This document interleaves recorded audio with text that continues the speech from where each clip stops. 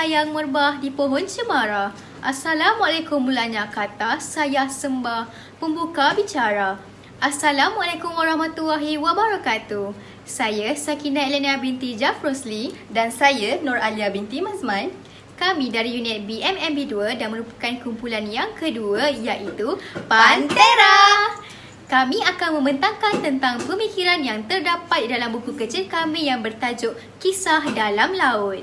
Terlebih dahulu, saya akan menceritakan tentang sinopsis buku ini.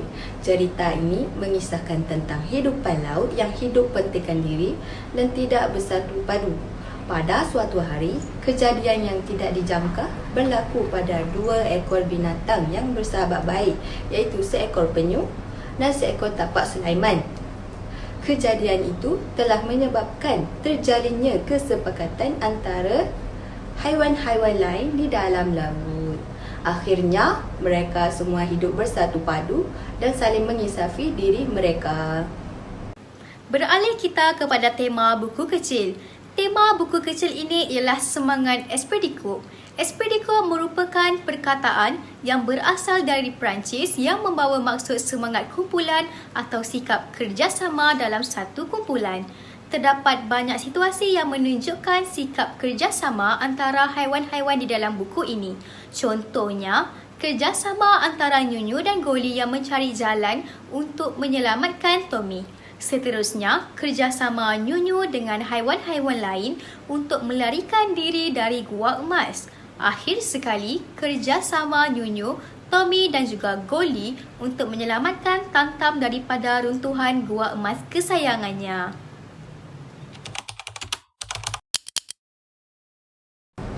Plot 1. Seterusnya, saya akan menceritakan sinopsis dalam plot-plot yang terdapat dalam buku cerita ini. Pertama, plot 1 menceritakan tentang sebuah kerajaan laut yang hidup aman damai pada mulanya. Namun begitu, kehadiran seekor Tamtam, iaitu seekor ketam yang bersifat sangat sukakan emas menyebabkan kekacauan di laut kerana dia mengambil apa sahaja yang berwarna emas termasuk haiwan di laut. Pada suatu hari, Nyunyu, iaitu seekor penyu, keluar bersiar-siar bersama rakan baiknya iaitu Tommy, si tapak Sulaiman. Namun begitu, tanpa mereka sedari, munculnya Tamtam lalu menculik si Tommy.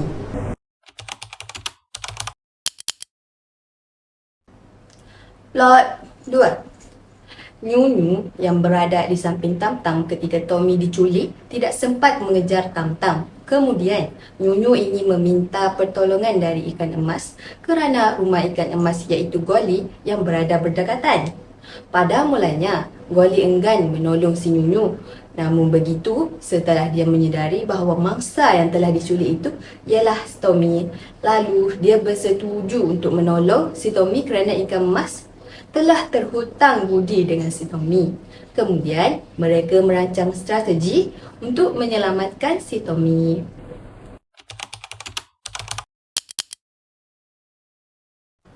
Plot 3. Goli mempunyai badan berwarna emas mengumpan Tamtam untuk pergi jauh dari gua itu.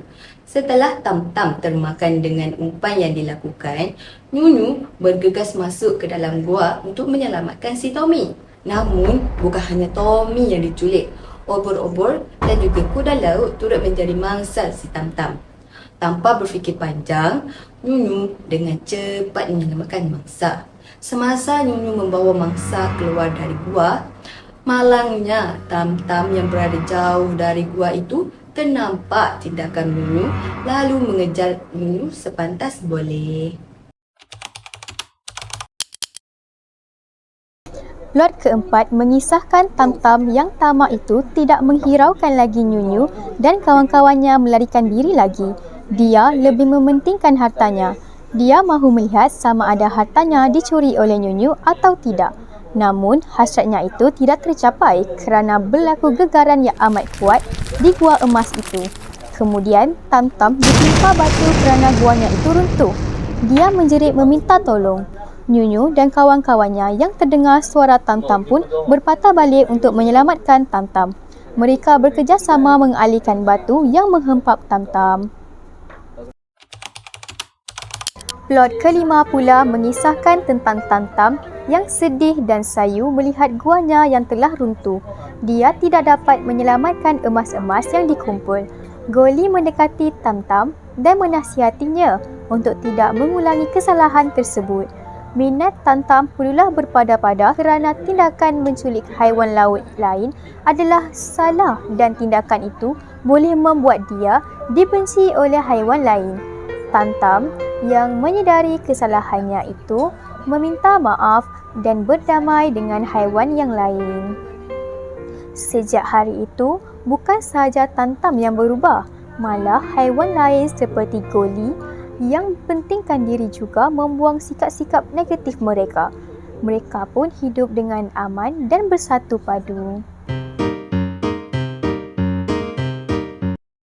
Seterusnya, saya akan menyatakan pemikiran yang terdapat dalam setiap plot dalam buku ini. Plot 1. Pemikiran yang terdapat dalam plot ini ialah sikap sukakan sesuatu membawa kekejaman terhadap makhluk lain. Pemikiran ini dapat dilihat apabila Tantam yang bersifat sukakan emas menganggap semua haiwan yang berwarna kuning itu ialah emas, sehingga dia menculik ke semua haiwan yang berada di lautan itu tanpa adanya belas kasihan. Hal ini menunjukkan bahawa terdapatnya pemikiran sosioekonomi iaitu penindasan. Seterusnya, plot 2. Pemikiran tentang sikap mementingkan diri sendiri. Contohnya, Goli tidak mahu menolong Nyunyu kerana menganggap Nyunyu bukanlah sesiapa sehingga dia perlu membahayakan dirinya demi membantu Nyunyu. Pemikiran ini dikategorikan bawah sosial budaya iaitu sikap masyarakat. Selain itu, plot ini juga mengandungi pemikiran tentang mengenang jasa orang lain. Contohnya, Goli ingin membantu Nyunyu untuk menyelamatkan Tommy kerana dia terkenang semula jasa Tommy yang juga pernah membantu dia dahulu. Pemikiran ini dikategorikan bawah sosio budaya iaitu sikap masyarakat yang mengenangkan jasa. Akhir sekali, pemikiran tentang sikap bekerjasama dalam menghadapi cabaran. Contohnya, Nyunyu dan Goli bekerjasama merancang cara untuk menyelamatkan Tommy di Gua Emas. Pemikiran ini dikategorikan bawah sosio budaya iaitu sikap masyarakat yang saling membantu. Persoalan dan pemikiran yang terdapat dalam plot ketiga ialah tentang kebijaksanaan dan kepintaran dalam usaha menyelamatkan rakan. Persoalan ini dapat dilihat apabila Goli dan Nyunyu merancang strategi untuk mengumpan Tantam keluar dari gua bagi menyelamatkan rakannya yang telah diculik. Hal ini menunjukkan terdapatnya pemikiran sosiopolitik yang menunjukkan kepimpinan dan kerjasama antara hidupan laut. Seterusnya ialah persoalan tentang sifat tidak berkira antara satu sama lain. Contohnya, apabila Nyunyu melihat terdapat haiwan lain yang juga ditangkap oleh Tantam, dia tetap menyelamatkan haiwan tersebut walaupun tidak mengenali mereka. Hal ini menunjukkan terdapatnya pemikiran sosio-budaya iaitu sikap belas ihsan. Persoalan dan pemikiran yang terdapat pada plot keempat ialah pemikiran tentang sikap tamak terhadap harta yang dimiliki. Contohnya, Tantam yang ingin mengejar dan menangkap semula haiwan emas yang telah melarikan diri itu juga mahu memastikan hartanya selamat. Dia takut hartanya itu dicuri.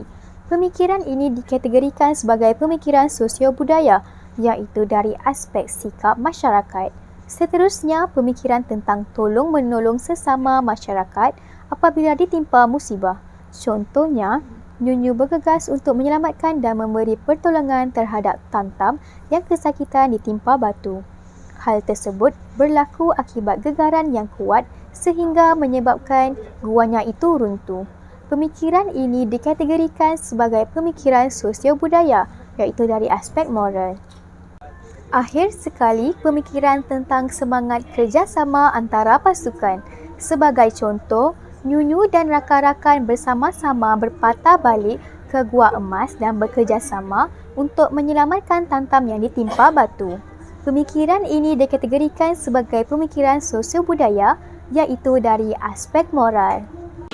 Pada plot terakhir iaitu plot kelima, persoalan dan pemikiran yang terdapat ialah pemikiran tentang sikap masyarakat laut yang baik hati. Contohnya, Nyunyu dan rakan-rakannya berasa lega setelah berjaya menyelamatkan Tam-Tam yang ditimpa batu. Mereka sanggup mengambil risiko untuk Tam-Tam apabila mendengar Tam-Tam meminta tolong walaupun Tam-Tam telah berbuat jahat kepada mereka. Pemikiran ini dikategorikan bawah sosial budaya iaitu dari aspek sikap masyarakat. Pemikiran seterusnya adalah sikap prihatin dalam bermasyarakat. Contohnya, Huli bertindak untuk menasihati Tam-Tam kerana dia mahu Tam-Tam belajar dari kesilapannya. Dia tahu sekiranya Tam-Tam meneruskan sikap tersebut, Tam-Tam akan dibenci oleh haiwan laut lain. Pemikiran ini dikategorikan bawah sosio budaya iaitu dari aspek sikap masyarakat. Pemikiran yang seterusnya tentang sikap muhasabah diri sendiri. Contohnya, Tam-Tam yang mula menyedari bahawa tindakannya salah dan dibenci oleh semua hidupan laut. Pemikiran ini dikategorikan di bawah sosioekonomi iaitu dari aspek pembangunan insaniah. Pemikiran yang terakhir adalah tentang sikap masyarakat laut yang saling memaafkan. Contohnya, Nyunyu dan haiwan lain memaafkan Tam-Tam setelah Tam-Tam meminta maaf dan berjanji tidak mengulanginya lagi. Mereka tidak menyimpan dendam terhadap Tam-Tam. Pemikiran ini dapat dikategorikan bawah sosiopolitik iaitu dari aspek perdamaian. Bunga dedap di atas para, anak dusun pasang pelita. Kalau tersilap tutur bicara, jemari disusun maaf dipinta. Tamat sudah pembentangan dari kumpulan kami. Harap kita berjumpa lagi. Sekian, terima kasih.